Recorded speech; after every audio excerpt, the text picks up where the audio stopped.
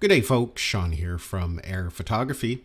So the DJI Neo 2 has been out for about a month now, and I can easily say this has probably become one of my favorite drones. Now that's for a couple of different reasons, which I'll go over in this video. Now this is just kind of a follow-up, a user experience style review. If you're looking for all the specs and information about this drone, I'll include a link to my full review down in the description of this video. I just kind of wanted to go over some updated thoughts after flying it and using it for the past 30 days. Now, a lot of people consider the Neo series a toy. It's not really meant for anything serious, but I kind of disagree with that. Now, I can see that maybe perhaps with the original Neo, it was very limited with its video quality. It was still a very capable drone. You could do a lot with it. But I think the Neo 2 is quite a bit different. I think this is going to be a very powerful tool in my camera bag. And that's for a couple of different reasons. And I think for a lot of people, if you're looking for a multi-purpose drone, this might be a great choice. First of all, it comes in at a really reasonable price, $229 US. Now that's according to the Canadian DJI website. The prices could be different depending on what country you live in. But for $229, you're getting an extremely capable drone. Now, of course, if you get it with a controller or a Fly More combo, then the price will be going up from there. But for $229 for a completely autonomous following drone, you can set it to perform various tasks. You're getting a really capable drone. Like, this thing is actually pretty impressive what it can do. It's only a slight increase from the original Neo, but we're getting quite a few significant upgrades for that extra money. We're getting omnidirectional obstacle avoidance. We've got some sensors there on the top, on the bottom, and of course we have LiDAR there on the front. We've got a new LCD screen that's going to display the mode we're in and some of the attributes of that specific mode. We can actually adjust all the attributes of the modes right on the drone now by using these buttons here on the side. And all around, it's just better performing, better video quality, better stabilization with its new 2-axis gimbal. And just like the previous Neo, you can fly this fully autonomously without a controller. You can take off right from the palm of your hand just with a touch of a button. Of course, you can connect it to a smartphone to expand its capabilities even further. You can even fly it with virtual joysticks. Or just like the original Neo, you can connect it to a standard controller. That's going to increase your range and give you more of a traditional drone feel. You can even connect it to FPV goggles and an FPV controller if you want an immersive flight. So it's extremely versatile on what you can do with it for the price. Now for me, one of the most important features of the DJI Neo 2 is just its small, compact, and convenient size. This thing is literally pocketable. Now it's not going to fit in every pocket, but if you've got a hoodie, a loose pocket, this can definitely fit inside. The batteries are lightweight, small, and compact, so you can bring several of these just in a pocket with you. And it's kind of like that old saying, what is the best camera? And the answer is the best camera is the one that you have with you. And that's where other traditional drones become kind of a problem. They can be cumbersome, and it's not something you're just going to bring along with you unless you know definitely you're going to be using it. Usually it's something you plan. Whereas the Neo 2 is so small and lightweight, it's not inconvenient to bring along with you. So whether you're going to use it that day or not, it doesn't really matter. You can stick this in a bag or in a pocket, and it's not going to be inconvenient. If you happen to come across something that you want to capture some footage of, then you've always got a drone with you. And for me, that's something that happens quite often. I'm out hiking or doing something. I come across a really beautiful scene and wish I had a drone with me. So now I think more often than not, I will have a good high quality drone that I can bring along and still capture some footage if needed. The video quality on the Neo 2 is actually pretty good. We did get an increase from the original Neo. Now, it's not anywhere near something like the Mini 5 Pro, Air 3, but for social media, platforms here like YouTube, it's definitely more than adequate. I actually find the quality of content pretty good. I've actually been pretty pleased with what it can capture. Now, another demographic that this might be very appealing to are those that create vlog style videos or vlog posts on social media just due to its capabilities. It's a great way to introduce a new style of content, new perspectives to your vlogs. When paired with a smartphone, you can capture audio. You can connect a wireless mic to your smartphone to increase the audio even further. So it's a great way to get some walking and talking style shots. Basically, you have a cameraman following you around. And the thing about the Neo 2 is that it's extremely easy to use. You don't have to have a lot of experience with drones in order to capture really interesting content. And that can be important for some people. Not everybody has a passion to fly drones. Myself, I love flying drones. I love getting creative. I love learning new things. But that's not everybody's interest. Some people have other hobbies and interests, different passions that they want to capture and share with their social media. It's not so much about the drone flying. They just want a tool to help them tell their story and share their experiences. And the Neo 2 is perfect for that just because it allows them to capture drone-style shots without having to learn all the ins and outs of flying a drone.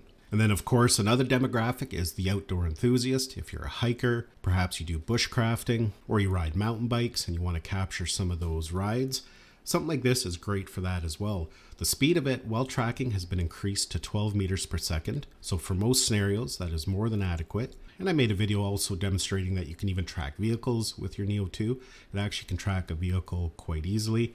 Now you do have to have it connected to a controller to track vehicles. You can track autonomously just by touching a button. You don't have to have a controller connected to it, or you can connect it to a controller and then have some more advanced tracking capabilities. The Neo 2 is just a great drone for tracking. In fact, I think it's probably one of my favorite drones for tracking due to its robust build, its guarded props.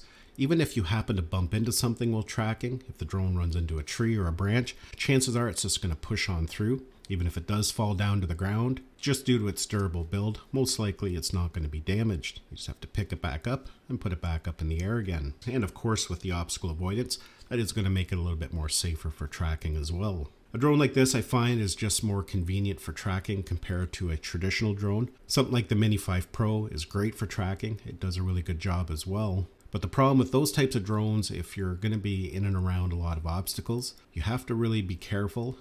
Obstacle avoidance works well on those drones, but they're not perfect. On top of that, they can't really pick up small, thin branches or wires, so that can become a problem. If one of those props happens to nick a little branch, chances are the drone's going to crash and be damaged. Or something like this, you just don't have to worry about it. Plus, a Mini 5 Pro or Air 3S just doesn't do well when you're inside of a forest, lots of trees and obstacles.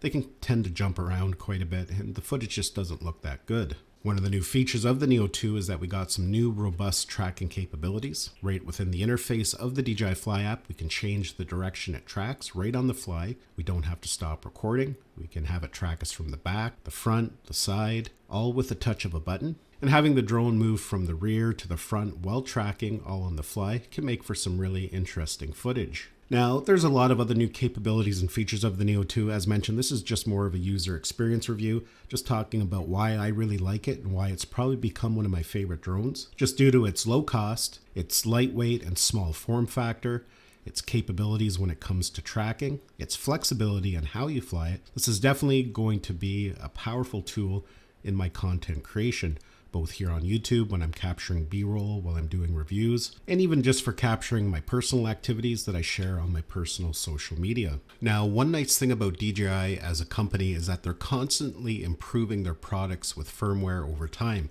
and the Neo 2 is going to be no different. In fact, a few days ago, we just got our very first feature update, and that is the ability to now control the DJI Neo 2 with your Apple Watch. Now, you can't control the drone per se, but what you can do is get a live preview right on your Apple Watch of the video feed. You can switch to the different flight parameters, and you can adjust some of the attributes of those flight parameters all right from your Apple Watch. Now, for me, I think that's going to be a powerful new tool, a really handy tool, because if you're doing any type of tracking, say you're doing some hiking through a forest, you have your phone put away in your pocket, and you want to change the tracking angle, instead of having to pull your phone out now, you can just tap on your watch, change the tracking angle. But I think a more important feature of this new update is you can now give it voice commands right from your watch.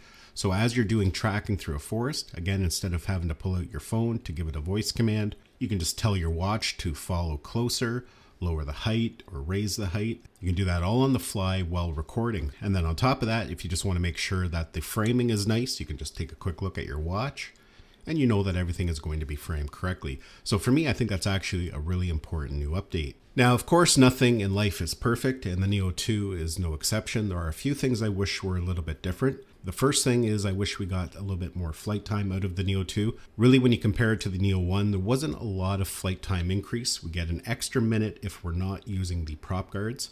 But if you have the prop guards installed, then it's pretty well exactly the same flight time as the original Neo. Now, I understand with a drone this size, there's only so much they can do. They can't make the drone too heavy by adding bigger batteries, but a few extra minutes of flight time would have been very beneficial. Now, one nice thing about the Neo 2 though is that these batteries are fairly inexpensive compared to larger drones. and they're nice and small. So you can compensate for that by purchasing some extra batteries and bringing some extra batteries along with you.